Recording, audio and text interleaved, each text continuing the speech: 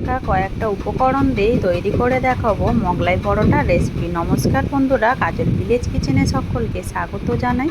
রোজকার মতো আজও রান্নাঘরে চলে এলাম। আজকের রেসিপি কাঁচা আলু দিয়ে খাস্তা মুচমুচে একদম সন্ধ্যার টিফিনের জন্য মোগলাই পরোটা রেসিপি করে আপনাদের সঙ্গে শেয়ার করব। তার জন্য প্রথম থেকে লাস্ট পর্যন্ত ভিডিওটি দেখতে থাকুন, আশা করছি বেশ ভালো লাগবে। তো চলুন তাহলে শুরু করা যাক। নিয়ে নিলাম, এবারে এখানে নিয়ে নেব আমি এক বাটি আটা, আর এর মাপেরই এক বাটি দিয়ে দেব ময়দা।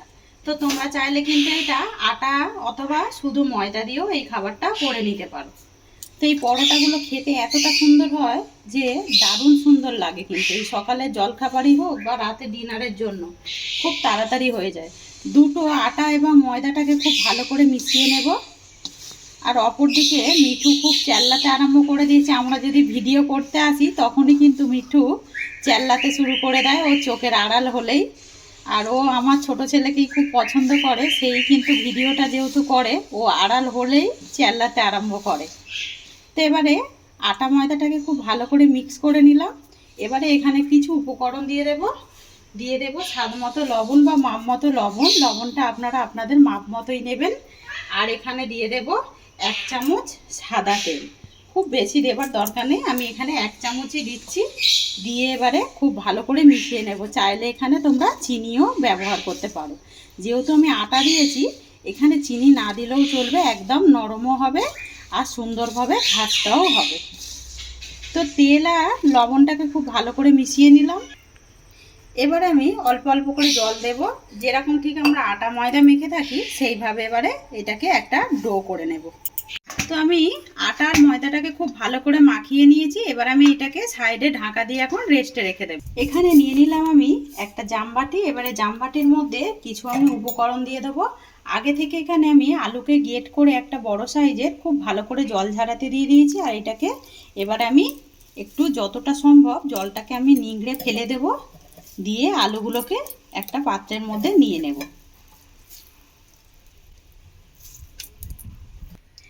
আলুটাকে এখানে গ্রেট করে ভালো করে জল ঝরিয়ে নিয়েছি।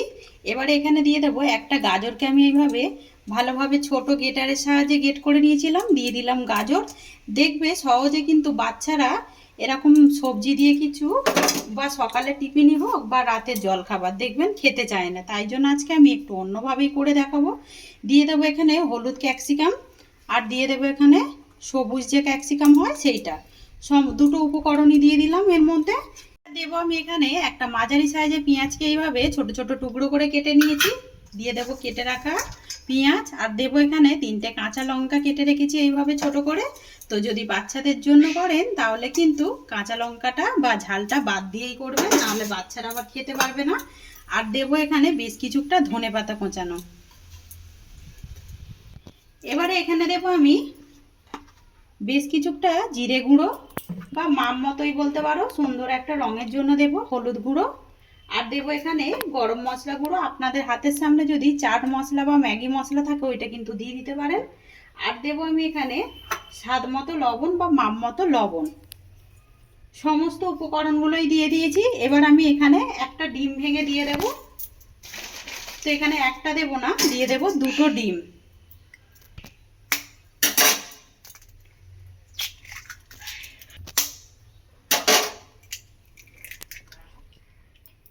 তো এখানে আমি 2টো ডিম দিয়ে দিলাম। চাইলে এখানে আপনারা বাড়িয়ে অথবা কমিয়েও সমস্ত উপকরণ বা সবজিগুলো যেগুলো হাতের সামনে থাকবে সেইগুলো দিয়েও কিন্তু এই খাবারটা করতে পারেন। এবারে আমি সব উপকরণগুলোকে খুব ভালো করে মিশিয়ে নেবো একটা চামচের সাহায্যে। আপনারা চাইলে এটা হাত দিয়েও এই কাজটা করে নিতে পারেন।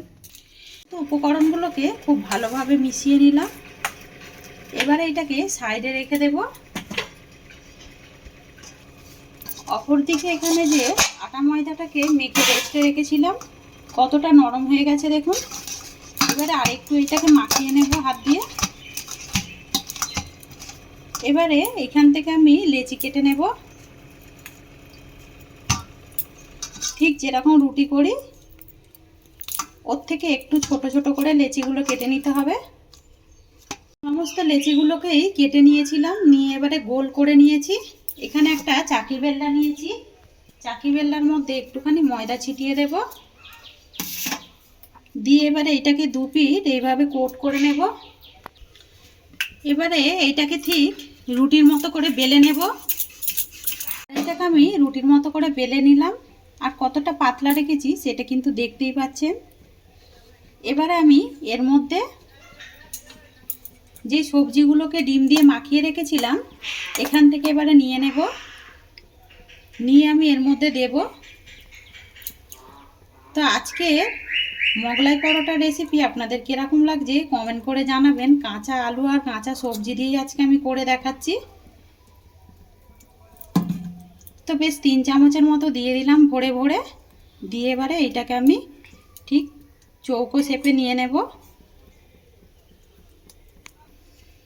ঠিক দেখুন আমি চৌকো শেপে এটাকে দিয়ে দিলাম। এবারে এই সাইড থেকে এর ওপরে দিয়ে দেব, দিয়ে একটুখানি জল লাগিয়ে দেব। এবারে আমি এখান থেকে নিয়ে এর উপরে দিয়ে দেব এইভাবে। আবার একটু ওপর থেকে একটু জল দিয়ে দেব, দিয়ে এইভাবে মুড়ে দেব। এখানেও ঠিক একইভাবে করব। জল দিয়ে দিলাম, দিয়ে এটাকে এবারে ধরে এইভাবে মুড়ে দেব। একটা কিন্তু একেবারে মোগলাই পরোটা রেডি হয়ে গেছে। আর কতটা সুন্দর দেখতে লাগছে সেটা কিন্তু দেখতেই পাচ্ছেন। এইভাবে একটু হাত দিয়ে একটু ভালোভাবে এটাকে আটকে দেব। তো এটাকে মোগলাই পরোটাকে রেডি করে নিলাম। এটাকে কিন্তু বেশিক্ষণ করে রাখা যাবে না, তাহলে কিন্তু নিচের দিকটা একেবারে নরম হয়ে যাবে আর আলু থেকে জল ছাড়তে শুরু করবে। অপরদিকে তেল কিন্তু গরম হতে বসিয়ে দিয়েছি, বেশ সুন্দরভাবে গরম হয়ে গেছে। এবার এইটাকে আমি যেই দিকটা মুড়েছিলাম ওই দিকটা উল্টে তেলের মধ্যে দিয়ে দেব, দিয়ে একটু ওপর থেকে এইভাবে ভালোভাবে তেল দিতে থাকবো। এটা আপনি আপ কিন্তু ভেসে উঠবে, সেটা কিন্তু দেখতেই পাবেন একটুখানি পরে। এরকম তেল দিতে দিতে আপনি আপ কিন্তু তেলের ওপরে ভেসে উঠেছে। এবারে আমি এটাকে উল্টে দেব,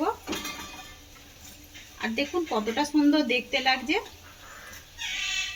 আর পরোটাটা মোগলাই পরোটাটা কতটা ফুলেছে দেখুন, আর কতটা খাস্তা হয়েছে। এর মধ্যে আমি আটা ময়দা দুটোই যেহেতু পাইল করে দিয়েছি, সুন্দর দেখতেও হয়েছে আর কত সুন্দরভাবে ফুলেছে। বাড়িতে থাকা কয়েকটা উপকরণ দিয়েই যদি আমরা সকালে বা রাতে এরকম ডিনারের জন্য যদি চটজলদি করে নিই, তাতে করে কিন্তু বাচ্চা থেকে বড় সবাইয়েরই পছন্দ হবে। আর এটা কিন্তু চাইলে আপনারা সকালে বাচ্চাদেরকে মানে টিফিন করেও দিতে পারেন স্কুলের জন্য।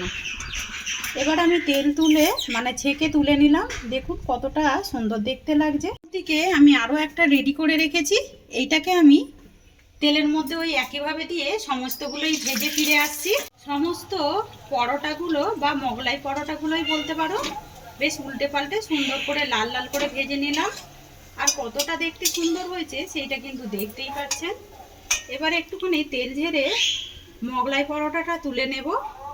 কাঁচা আলু দিয়ে আর কাঁচা সবজি দিয়েই একদম সকালে বা রাতে ডিনারের জন্য চটজলদি কীভাবে খাবার রেডি করে নিলাম। তো দেখুন বন্ধুরা, সমস্ত পরোটাগুলোই একেবারে রেডি করে নিয়ে চলে এলাম। এবার আমি একটা ছিঁড়ে দেখাচ্ছি যে কীরকম হয়েছে। তো ভেতরটা দেখুন একদম মানে পুড়ে ভরা মোগলাই পরোটার রেসিপি। তো এটা কিন্তু টমেটো সসের সঙ্গেও বেশ দারুণ লাগবে। আজকের রেসিপি আপনাদের কীরকম লাগলো কমেন্ট করে জানাবেন।